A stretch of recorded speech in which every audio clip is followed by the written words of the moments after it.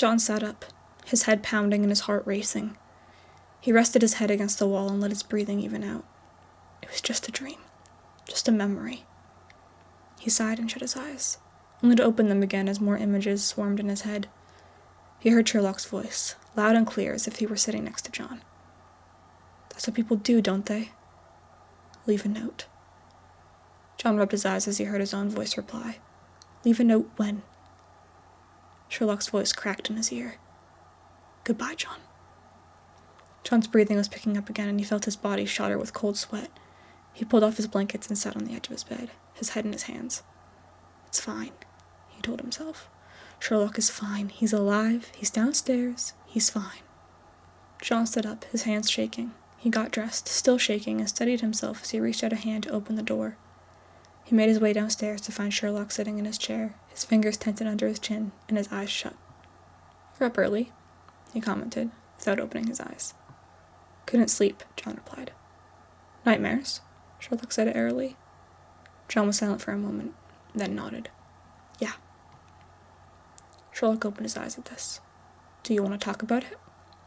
John's eyes widened in surprise. Since when do you... Never mind. Do you want to talk about it? Sherlock asked again. Not really, John replied. Sherlock stood up. Well, if you ever do, I'm here. John narrowed his eyes in suspicion. Right, yeah, okay. Sherlock moved into the kitchen and picked up the kettle. Tea? Yeah, sure. John made his way to his chair and sat down, picking up the morning paper as he did so. A few moments later, Sherlock returned to the sitting room, 2 cups of steaming tea in his hands. He handed one to John, then sat across from him in his own chair. So how are you doing? Sherlock asked after a moment. John took a sip of his tea before replying. Coping, I guess. Sherlock looked at John, reading him. I know it's hard, Sherlock started. Don't. John interrupted. Don't pretend to understand. He rubbed his hand over his eyes and sighed. Just don't. Sherlock didn't say anything to that. He just sipped his own tea and looked away from John. Do you have an appointment with Ella today? He asked, absent-mindedly. Yes. Sherlock frowned slightly. Lunch again? Yes. John took a sip from his mug. Sherlock stood up abruptly. Then we're going out for breakfast. John looked up in surprise. What? We're going out to eat, John. You need it. To help get your mind off Mary, Sherlock replied as he swung his coat on over his lanky frame and started putting his blue scarf on, adjusting it around his neck. John didn't move. He almost wanted to laugh. Sherlock thought he was having nightmares about Mary's death. For once he got it wrong. It was a rare thing for Sherlock Holmes to be wrong. John stood up. I appreciate the effort, Sherlock, but I was going to visit Rosie. Rosie is safe with Molly, John. Let Molly take care of her for now. You'll be back in fit state before you know it. Now come on. Breakfast. Sherlock was already walking towards the door. John sighed and put his coat on, following his best friend out of their flat. They sat in Angelo's, eating eggs and toast. John was surprised to actually find Sherlock eating. Sherlock sighed, biting back a smile. Oh, come on, John. Eating may be boring, but I do know that you have to indulge in the action to survive. John rolled his eyes. I've given up trying to figure out how you know everything I'm thinking. Sherlock smiled. You're my best friend, John. I know you well enough to figure out your thought process. John returned his smile and picked up his fork. Sherlock was alive. He was sitting right across from him at Angelo's. He was alive. How are you today, John? Ella asked. Not so bad, John replied. Have you had any more nightmares? John inhaled a breath. Yes. The same one? Ella inquired. Yes, John repeated. Have you told him yet? John was silent. He felt his eyes begin to water. It's okay, John, Ella consoled. No, it's not, John said with a sniff. It's not okay. It's never okay. There's something else going on. Tell me, Ella said softly. John shut his eyes as a tear dripped down his cheek. Why do I have nightmares about Sherlock's death when he's not even dead? If I'm having nightmares, why aren't I having nightmares about Mary? She was my wife. Shouldn't I be dreaming about her? And my daughter. I was going to see my daughter today, but then Sherlock invited me for breakfast, and I chose him over my own daughter. John, you told me yourself you weren't happy with Mary. John held up a finger to stop her. No, don't go there. I loved Mary. I still do. I never said you didn't, John. But you did cheat on her. Stop. John shut his eyes again. It was just texting. That's all it was. I know. Ella's voice was soothing. But you also told me you wanted more. John, I don't want this to scare you, but my thoughts on a professional level are that you have feelings for Sherlock Holmes. John's heart skipped a beat and his eyes popped open. What? You heard me perfectly well, John. I know. Ella stopped him before he could say anything else. But you do love him, don't you? I don't know, John replied. He'd never really thought about it, but at the same time, he had. Ella gave him a kind look, and John just seemed to wilt under her gaze. I guess so. I guess I do, yeah. Does he love you? I don't know, John replied. Why don't you find out? I can't. Why not? Because it's Sherlock, John replied. And this is new to me. I'm not gay. John, let me tell you a little known secret. There is such a thing as liking both genders, Ella replied with a smile. But I don't, John broke off. John, I know this is hard for you. Hard? John snapped. You're really right, it's hard. It's mental. John stopped. Sorry. He composed himself. Sorry. Ella set her notebook aside. I think we've had enough for today. Take it slow, John. We'll meet again, same time next week. John wiped his eyes. Okay. He stood up and left the room, his eyes still moistened with tears. He hailed a cab. 221B Baker Street, he said, swallowing his tears. How did it go? Sherlock asked as he entered the flat. John ignored him and started towards the stairs that led to his room. Sherlock stood up and crossed the room in a few quick strides, reaching John before he could put his foot on the stairs. John felt more tears on the way. What happened? Sherlock asked. His tone was serious and filled with concern. I don't know, John replied as he shut his eyes to let the tears fall. No, something happened. Tell me, John. Sherlock's low baritone voice was close to John's ear. His hand was resting on John's left arm, a comforting presence. John collapsed into Sherlock's arms, drinking in his warm, comforting scent and letting Sherlock wrap his arms around him. It's okay, Sherlock said. Tell me in your own time. John moved under Sherlock's arms and their eyes met. I've been having nightmares. But you knew that. Yes, Sherlock replied cautiously. They're not about Mary, John said quietly. What? Sherlock asked, his voice raised in shock. They're not about Mary, John repeated. They're about you.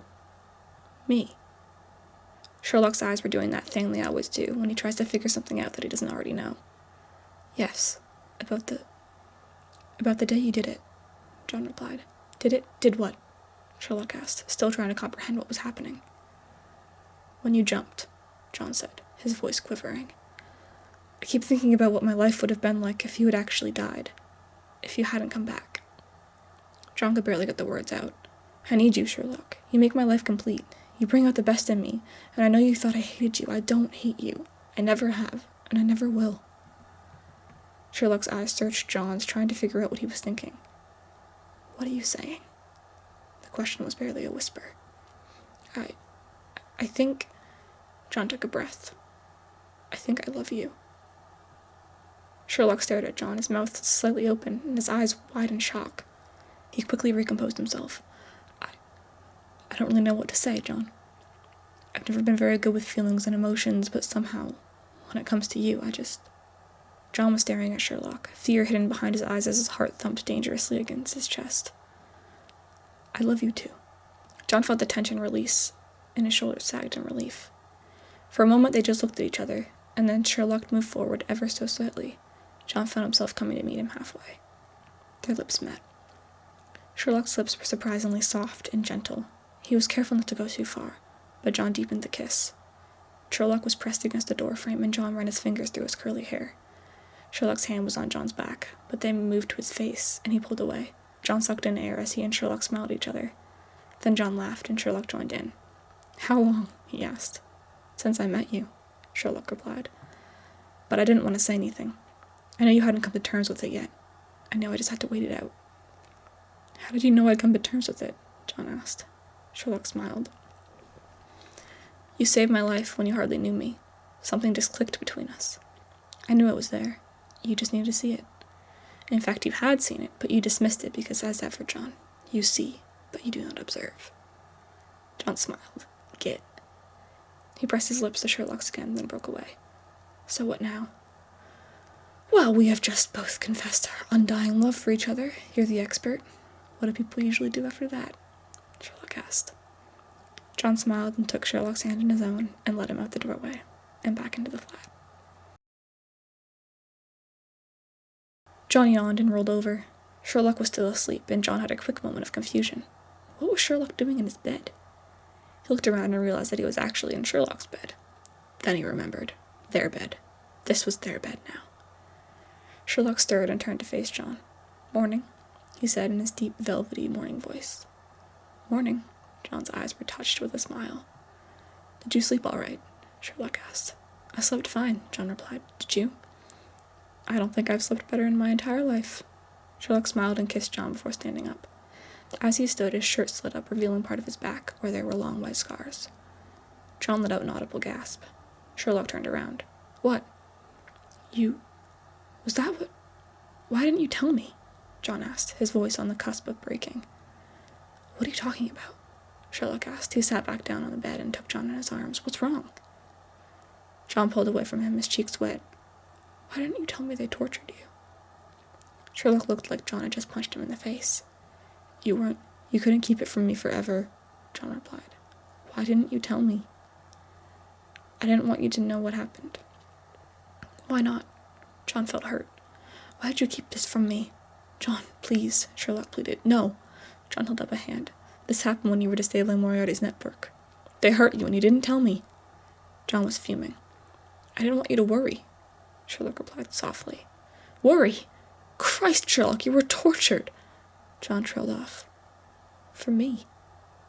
He put a hand to his face. "You were tortured to save me. Oh my God. I'm so sorry, Sherlock. I'm so sorry. If I had known." Sherlock took John into his arms and planted a kiss on his head. "It's all right. You were what got me through it in the end. Knowing I was going to see you again when it was all over. Living at Baker Street with you again. Seeing you smile, hearing your laugh. It's all worth it." John shook in Sherlock's arms. "No, but when you came to the restaurant, they must have been fresh, and I just..." John stopped again. "Oh God, Sherlock, I'm sorry. Forgive me." Sherlock pulled John away from him and made him look him in the eye. "John, there is nothing for you to be sorry for. You don't need to ask for my forgiveness. You're always forgiven, John." John wiped his eyes and sniffed. "Can I see?" he asked. His voice shook with uncertainty. "If you really want to," Sherlock replied. "I do," John said. This time his voice was clear and strong. "You're sure?" John nodded. "Yes." Sherlock stood up and unbuttoned his shirt, then climbed back into the bed and rested on his stomach. John's eyes traveled over Sherlock's back. Most of the skin was white with scars, long gashes that could only have been from a whip or crisscrossed across his back. John reached a hand out and touched them tenderly. "Does it still hurt?" he asked in a whisper. "Hardly at all," Sherlock replied, his voice slightly muffled by the pillow. John continued looking at the healed gashes. There were knife cuts, stab wounds, burns, and whip thrashes taking out most of Sherlock's back. John let out a whimper. "I can't even imagine what you went through." Sherlock turned onto his back and sat up to face John. "I'm sorry, is it too much?"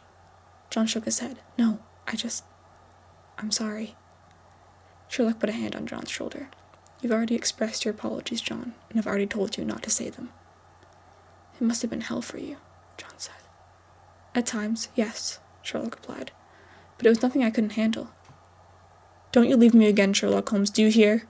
John was shaking again, the tears flowing like a waterfall. Sherlock's eyes were turning to puddles as well, and he took John in his arms again. "I won't. I promise.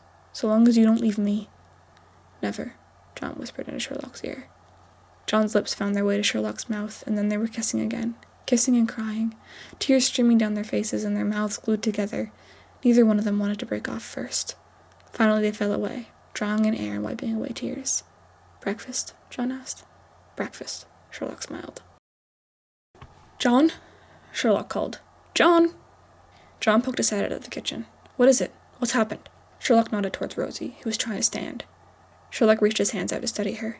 "That's it," he said encouragingly. "Oh my God," John gasped. He moved over to stand beside Sherlock just as Rosie got her feet under her. She swayed slightly, but Sherlock put a hand on her back and helped her regain her balance. Then she stumbled forward. John was grinning, and Sherlock let out a happy little laugh. "Would you look at that?" John murmured. Rosie turned around and toddled over to Sherlock, letting out little giggles of delight. She fell into Sherlock's arms, and he scooped her up. She laughed some more, and John felt a laugh explode from his chest as well. Sherlock turned to face John, with Rosie nestled happily in his arms. Sorry, John, I think she chose me. John laughed. So long as she knows that I'm really her father, I'm okay with that. Sherlock's smile turned to a frown. But John, aren't we both her father? John rolled his eyes. You're her godfather, Sherlock, but yes, I suppose that's close enough. Sherlock set Rosie down, then put his hands in his pocket. That's not what I meant, John. Then what did you... John stopped. Sherlock fell to one knee and took a small box from his pocket. John, I'd like to help you with Rosie. I'd like to always be there for her and for you, and I feel the best way I can do that is to be in her life and your life permanently. John, if you would do me the honor, I would very much like to be your husband. Will you marry me? John was grinning so broadly his cheeks hurt. Oh, God, yes, Sherlock, of course I will. I would love to marry you. Sherlock stood up and took John's hand. Carefully, he placed the ring on his left hand and kissed him softly. When can we have the wedding? He asked. John laughed. Whenever you like. Tomorrow? Sherlock asked hopefully. John grinned.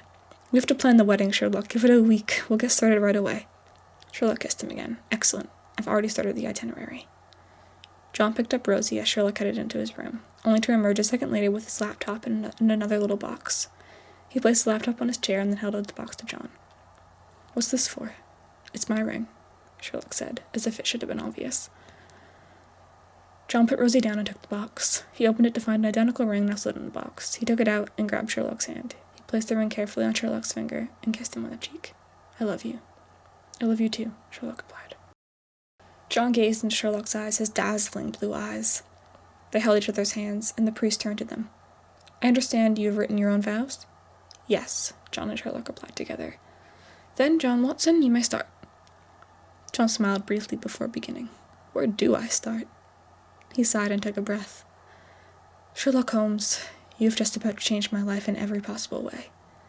From the moment I first walked into the lab at Bars to this moment right here. When you were gone, for those 2 years I thought my life was over. Everything I had cared for was gone. When you jumped off that building, when I saw your lifeless body, my whole world collapsed. You were always there for me, and then suddenly you weren't. I didn't know how to cope. I couldn't cope. Then you came back from the dead, and I was instantly revived. I've said it before, and I'll say it again. I was so alone, and I owe you so much. Sherlock, today I stand before you ready to become your husband, and I don't know what I did to deserve you, but here you are.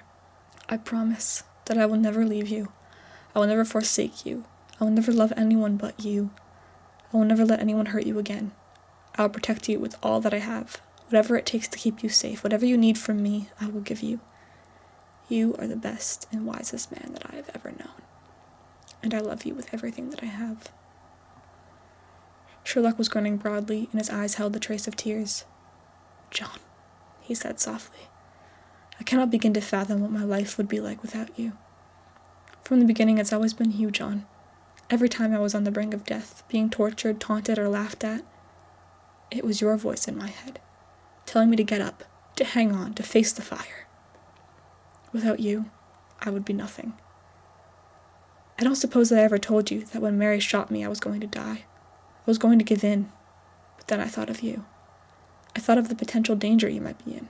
I couldn't let anything bad happen to you. I had to save you. I couldn't let death claim me again. I couldn't leave you again, John. I will never leave you again. That is a promise. I am so sorry for all the hurt and suffering that I have caused you, and I hope that I can make it up to you as your husband and your best friend.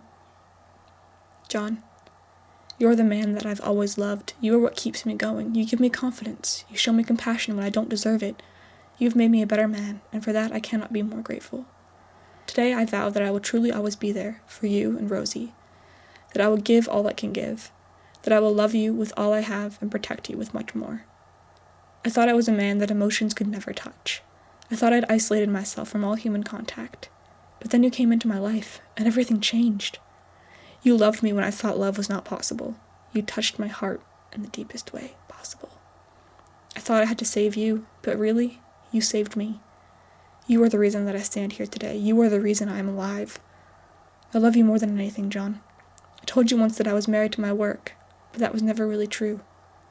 Today I will marry you, John, the person I have loved since the moment I laid my eyes on you, and I will never let you down, John.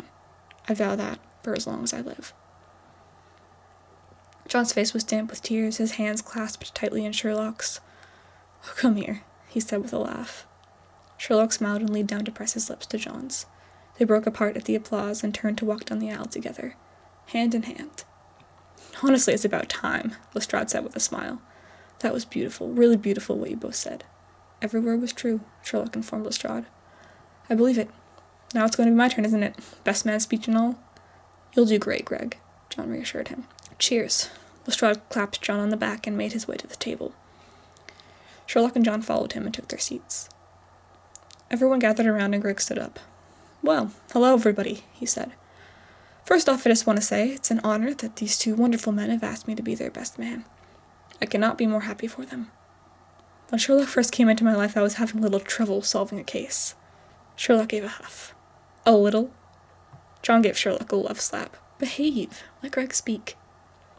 Lestrade cleared his throat and continued. I was having some trouble solving this case, and then Sherlock just walked onto the crime scene. He solved it in 5 minutes, then introduced himself as Sherlock Holmes. My life has never been the same since that moment. It seemed I was always out of my depth, and this strange man could always set me right. The rest of the force never liked him, but I insisted on bringing him in, letting him have little looks at the crime scenes. They were all pretty mean, actually. Sherlock tried to hide that he was hurt by their words, but he never really could, not with me. There was always something missing, something off about Sherlock. People thought he was a psychopath. He would correct them, saying he was a sociopath, but he's not either. He's a good man, with a good heart, and John is very lucky to have him. Sherlock was lonely, properly lonely, and then John Watson walked into his life. John sparked something in Sherlock that I've never seen before. He made Sherlock better. He brought out the best in him, and his deductions were even more accurate and astonishingly correct. At first I thought John would get hurt, running around with Sherlock, but they matched each other well, and they continued to. John's heart is pure. He would do anything for the people he loves. He's loyal and caring. But if you get on his bad side, you better be able to run fast. And if you hurt Sherlock, then you might not live to see another day. John gave a little laugh beside Sherlock. There have been many nights where we've all sat up and tried to figure out cases that seem to have no leads, where we've gotten drunk beyond any memory and laughed until we couldn't breathe. Sherlock and John are lights in the world, lights that should never be burnt out. I promise to both of you, if you ever need anything, I'll be there for you. You will always have my support, and my life has been better for meeting both of you. I'm proud to be your friend, and you are two of the best people I've ever known. May you be happy together, and may you always live with the knowledge that you are loved. Lestrade raised his glass.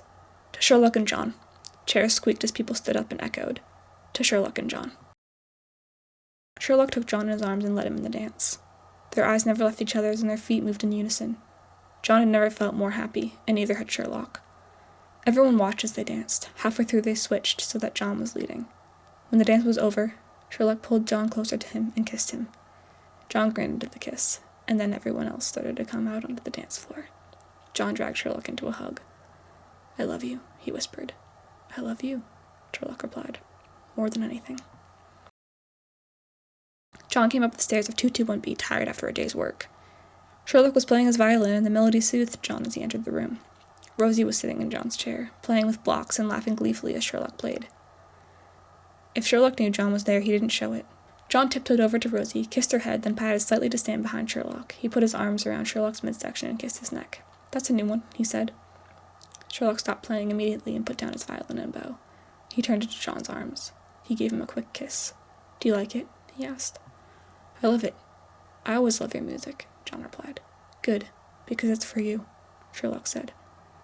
John looked at the sheet music. The title was simply John. What did I do to deserve you, Sherlock? He asked. Sherlock smiled. What did I do to deserve you, John? Everything, John replied. Everything, Sherlock agreed. Dada! Rosie let out a squeak. Sherlock and John turned to see Rosie staring at them. Dadas, she elaborated. Sherlock and John smiled. That's right, Rosie, John said as he moved over to pick her up.